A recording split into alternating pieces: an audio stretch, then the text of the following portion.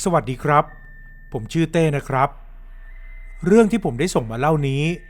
เป็นประสบการณ์ที่ผ่านมานานมากกว่า10 ปีแล้วครับมันเป็นคืนที่ผมนั่งกินข้าวกับผีโดยที่ไม่รู้เนื้อรู้ตัวอะไรเลยแล้วหลังจากนั้นผมก็ต้องพบเจอกับเรื่องราวที่น่าสยองขวัญแบบสุดๆผมขอเริ่มเรื่องด้วยการย้อนกลับไปในสมัยที่ผมเป็นเด็กอายุประมาณ15-16 ปีนี่แหละพื้นเพของผมเป็นคนบ้านนอกเรียนจบแค่ม.6 ก็ต้องรีบทำงานหาเงินแล้วที่บ้านมีเพียงผมกับแม่2 คนเท่านั้นเพราะพ่อของผมเสียไปตั้งแต่เด็กส่วนญาติพี่น้องคนอื่นๆก็เสียไปหมดแล้วเหมือนกันแล้วสิ่งหนึ่งที่ผมชอบมากก็คือกีฬาฟุตบอลครับผมเป็นคนที่บ้าฟุตบอลเอามากๆในทุกๆวันหลังเลิกเรียนตอนเย็นผมจะไปเตะบอลกับเพื่อนที่สนามเทศบาลจนถึงประมาณ 2-3 ทุ่มถึงจะกลับเข้าบ้านซึ่งก็เป็นอย่างนี้ประจำพอกลับถึงบ้านก็ไม่ต้องห่วงเรื่องข้าวปลาอาหารเพราะแม่จะจัดเตรียมไว้ให้ในครัวทุกวันครับจนกระทั่งช่วงสงกรานต์มาถึงก็มีรายการแข่งขันฟุตบอลประจำปี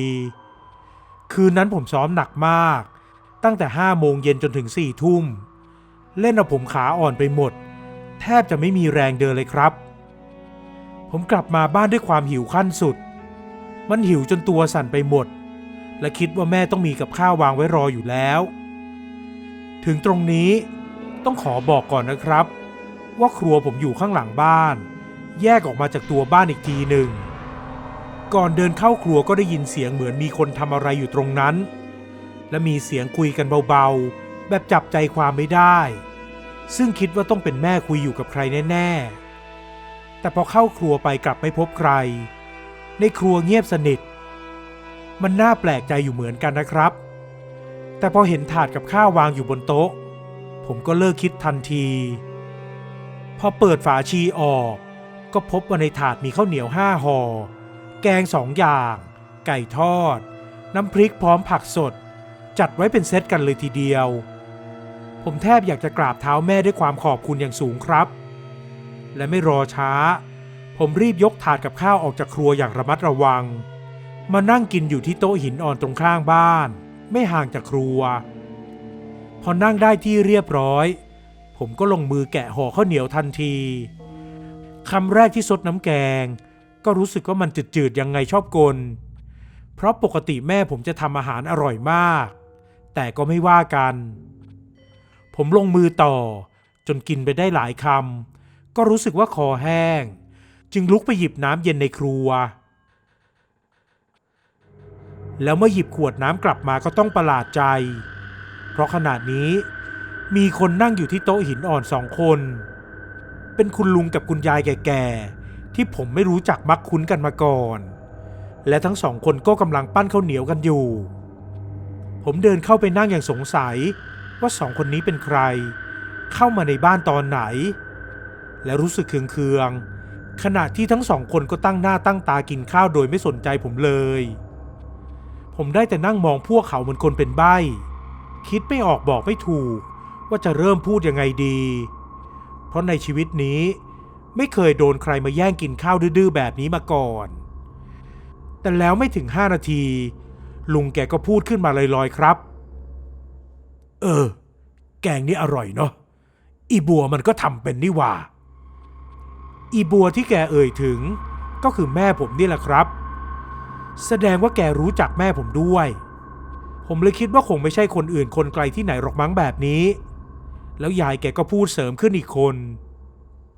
ปีที่แล้วไม่เห็นทำเลยต้องให้ขอ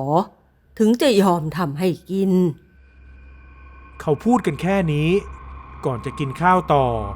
โดยไม่สนใจว่าผมนั่งหัวโดอยู่ตรงนั้นสุดท้ายแล้วผมก็อดไม่ได้จนต้องถามออกไปเดี๋ยวนะลุงนี่เป็นใครมาจากไหนกันอะลุงคนนั้นชะงัก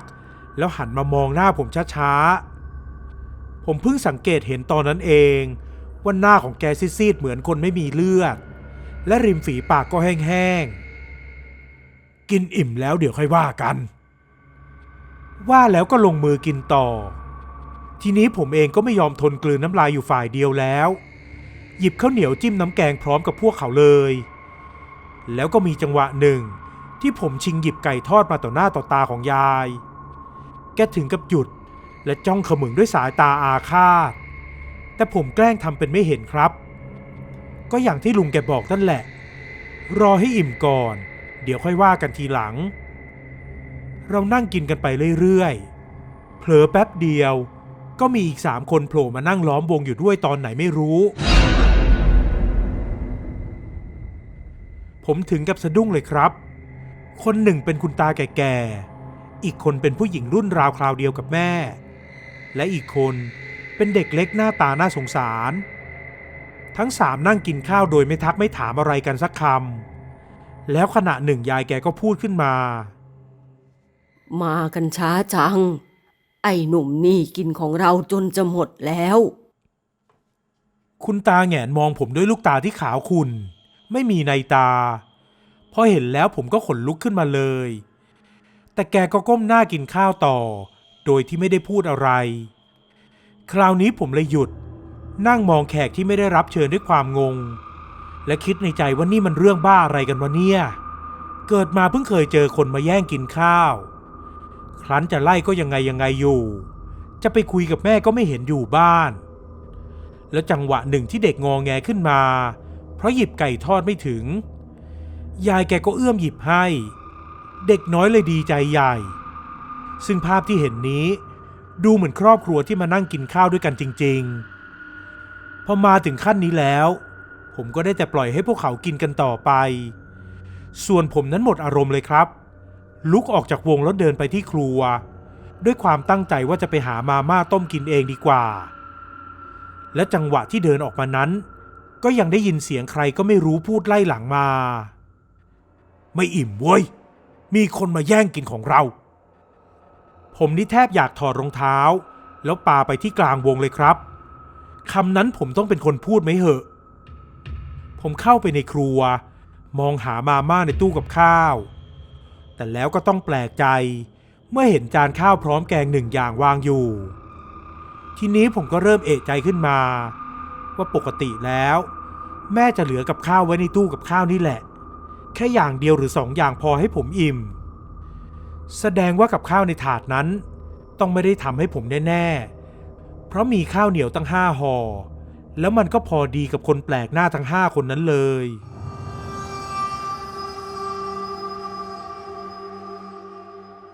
พอคิดได้อย่างนี้ผมจึงรีบออกไปดูข้างนอกแต่แล้วก็ต้องประหลาดใจเมื่อไม่พบใครอยู่ตรงโต๊ะหินอ่อนนั้นแล้วบรรยากาศตรงนั้นมันเงียบกริบผมเดินไปดูถาดกับข้าวอย่างสงสัยแล้วก็เห็นว่าอาหารทุกอย่างถูกกินไปเพียงอย่างละนิดละหน่อยเท่านั้นทั้งที่ก่อนหน้านี้พวกเขากินกันจนจะหมดแล้วแถมข้าวเหนียวก็มีห่อเดียวที่ถูกแกะซึ่งก็คือห่อของผมและสิ่งที่เห็นก็ทำให้ผมงงเข้าไปใหญ่พูดอะไรไม่ออกรู้สึกจุกจนอิ่มขึ้นมาทันทีเลยครับหลังจากแม่กลับบ้านมาผมก็เล่าเหตุการณ์ที่เจอทั้งหมดให้ฟังแล้วกันไอ้นี่แม่ทำไว้ไหว้ผีปู่ย่าเอ็งเนี่ยไม่ดูตาม้าตาเรืออุตส่าห์เอาฝาชีปิดแล้วแท้ๆยังจะเปิดกินอีกผมอึ้งไปเลยครับคิดว่าแม่ทำกับข้าวไว้ให้ผมซะอีกแต่ที่ไหนได้แม่ทำกับข้าวไว้ไหว้ผีทีนี้ผมก็เล่าให้แม่ฟังอีกว่ามีใครบ้างที่มานั่งกินด้วยซึ่งก็มีตายายเด็กเล็กแล้วก็ผู้ชายกับผู้หญิงรวมทั้งหมด5 คนซึ่งทั้งหมดนั่นแม่บอกว่าเป็นญาติพี่น้องของเราที่เสียไปนานแล้วบางคนก็เสียไปตั้งแต่ผมยังไม่เกิดด้วยซ้ำหรือบางคนก็ไปเสียที่อื่นผมจึงไม่รู้จักใครเลยหลักฐานก็คืออัลบั้มรูปถ่ายที่แม่เอามาให้ดูครับในนั้นมีรูปของพวกเขาทุกคนบ้างก็ถ่ายคู่กับแม่บ้างก็ถ่ายสถานที่อื่นแต่หน้าตาแบบเดียวกับที่ผมเห็นเป๊ะจนผมนี่ขนลุกขนพองไปหมดแสดงว่าผมนั่งกินข้าวกับผีญาติพี่น้องของผมนั่นเองตกดึกคืนนั้นผมก็ปวดท้องเข้าห้องน้ำไปหลายรอบ ทีแรกก็คิดว่าท้องเสียธรรมดาแต่ที่ไหนได้มันมีไข้และปวดหัวด้วยผมจึงกินยาแก้ปวดแล้วเข้านอนไปก่อนผ่านไปไม่ถึงครึ่งชั่วโมงผมก็ปวดท้องขึ้นมาอย่างรุนแรงมันปวดอย่างกับไส้จะขาดจนทนไม่ไหวต้องดิ้นทุรนทุรายอยู่บนที่นอนแล้วก็ตะโกนเรียกแม่ไปหลายรอบพอแม่เข้ามาในห้องแกก็ชะงักค้างตาเหลือกไปอึดใจใหญ่ๆซึ่งผมก็ไม่รู้ว่าแม่ตกใจอะไรอยู่ผมได้แต่นอนครวญครางอย่างเจ็บปวดแล้วแม่ก็เข้ามาถามอาการผมบอกไปว่าปวดท้องมากแล้วแกก็วิ่งออกจากห้องไปราวๆ 5-10 นาทีต่อมาแม่ก็พาลุงช่างที่อยู่ข้างบ้านมาช่วยหามผมออกไปขึ้นรถกระบะแล้วนำส่งโรงพยาบาลครับหมอบอกว่าที่ผมปวดท้องก็เพราะอาหารเป็นพิษซึ่งมันเกิดจากการกินอาหารที่มีเชื้อโรคปนเปื้อนเข้าไปแล้วโดยที่ไม่ต้องสืบหาที่ไหนเลยครับผมว่ากับข้าวในถาดนั่นแหละที่ทำให้ผมต้องนอนปวดท้องจะเป็นจะตายพอคิดดูแล้วแม่ผมเป็นคนที่ใส่ใจกับการทำอาหารมากๆทุกขั้นตอนรับรองว่าสะอาดปลอดภัยถ้าไม่ใช่เรื่องความสะอาดแล้วล่ะก็ผีญาติพี่น้องพวกนั้นอาจจะไม่พอใจแล้วทำให้ผมป่วยก็ได้ซึ่งมันก็น่าคิดอยู่เหมือนกันคืนนั้นหมอให้ผมกลับมานอนที่บ้านได้แต่อาการของผมก็ยังมีไข้ปวดหัวและปวดท้องอยู่บ้างแล้วก่อนนอนแม่ได้เอาสร้อยพระของพ่อมาห้อยคอให้ทีแรกผมก็ยังงงอยู่ว่าเอามาห้อยทำไมเพราะผมเป็นคนไม่สวมสร้อยใดๆทั้งนั้นจนนอนไปได้สักพักนี่แหละอาการปวดหัวปวดท้องและไข้ก็หายเป็นปลิดทิ้งเลยครับผมกลับมารู้สึกเป็นปกติอย่างน่าอัศจรรย์ใจมากเช้าวันต่อมาซึ่งตรงกับวันสงกรานต์พอดีผมไปแข่งบอลจนจบรายการต่อด้วยการเล่นสาดน้ำจนถึงค่ำแล้วก็กลับบ้านแม่เตรียมกับข้าวชุดไว้แบบเดิมเลยครับคราวนี้มีทั้งดอกไม้และธูปเทียนด้วยแกบอกผมให้มาขอขมาเหล่าวิญญาณของญาติพี่น้องแต่ก่อนที่จะขอขมาผมก็ถามด้วยความสงสัยว่าทำไมต้องเส้นไหว้ในครัวทำไมไม่ไปไหว้ในบ้านแม่อธิบายว่าสมัยปู่ย่าตรงที่ครัวเคยเป็นตัวบ้านซึ่งวิญญาณบรรพบุรุษก็จะวนเวียนอยู่ในบ้านตรงนี้ต่อมาได้สร้างบ้านขึ้นอีกหลังก็เลยเปลี่ยนตรงนั้นเป็นครัวไปแต่วิญญาณของพวกเขายังอยู่ที่เดิมเวลาไหว้จึงต้องเอามาไหว้ในครัวแล้วเรื่องต่อมาที่ถามก็คือคืนก่อนนั้นที่เข้ามาช่วยผมในห้องแม่ตกใจอะไรเชื่อไหมครับแม่บอกว่าเห็นผีคุณตายืนอยู่บนตัวผมแล้วใช้เท้าขยี้ท้องผมยังโกรธเคืองพอเห็นแบบนั้นแม่ก็ตะลึงไปเลยก่อนที่ผีคุณตาจะเงยหน้ามามองแม่แกแสะยิ้มให้แล้วก็หายไปต่อหน้าต่อตาคงเพราะเรื่องที่ผมไปกินของเส้นไหว้ของวิญญาณญาติพี่น้องนี่เองแม่จึงต้องให้ผมมาไหว้ขอขมาพวกเขาผมจุดธูป1 ดอกประนมมือไหว้ท่วมหัวแล้วพูดออกมาสิ่งใดที่เคยทำล่วงเกินไปผมขอโทษนะครับผมไม่รู้จริงๆผมพูดประมาณนี้แล้วก็ปักธูปไปที่ถ้วยใส่ทรายข้างๆเสาซึ่งผมก็สังเกตเห็นตอนนั้นเองว่ามีธูปปักอยู่ก่อนแล้ว1 ดอกซึ่งก็คือตอนที่แม่ทำไว้เมื่อวานนี้ครับพอเสร็จสิ้นทุกอย่างแล้วผมกับแม่ก็ออกจากครัวพร้อมกับปิดประตูสนิทไม่ให้หมาแมววิ่งเข้าไปได้แม่หายเข้าไปในบ้านแล้วส่วนผมก็ไปนั่งเล่นอยู่ที่โต๊ะหินอ่อนสักพักนี่แหละผมก็ได้ยินเสียงเหมือนมีคนอยู่ในครัวพร้อมกับเสียงคนคุยกันแบบฟังไม่ได้สับผมก็มั่นใจเลยว่าพวกเขามากันแล้วผมนี่ขนลุกไปหมดภาพใบหน้าของแต่ละคนยังติดตาไม่หายจนนั่งต่อไปอีกสักพักมันก็เริ่มเกิดความอยากรู้อยากเห็นขึ้นมาว่าพวกเขากำลังทำอะไรกันอยู่ผมเลยตัดสินใจลุกเดินไปที่ครัวขณะที่กำลังจะถึงหน้าประตูก็ยังได้ยินเสียงเหมือนคนกินข้าวกันอยู่และไหนๆก็ไหนๆแล้วผมลองเอาหน้าแนบส่องดูที่รูเล็กๆตรงประตูภ ภาพที่เห็นนั้นก็คือคุณตาคุณยาย คุณลุงคุณป้า และเด็กเล็ก รวม5 คนกำลังนั่งล้อมวงกินข้าวกันอยู่ แต่แล้วอยู่ๆพวกเขาก็หยุดกึก แล้วค่อยๆหันหน้ามามองที่รูประตูเป็นตาเดียวกัน ผมถึงกับผวาถอยออกมาเลยครับ แล้วหันหลังวิ่งเข้าบ้านไปทันที เรื่องราวทั้งหมดนี่แหละครับ คือประสบการณ์ขนหัวลุกของผม และตั้งแต่ที่เจอมา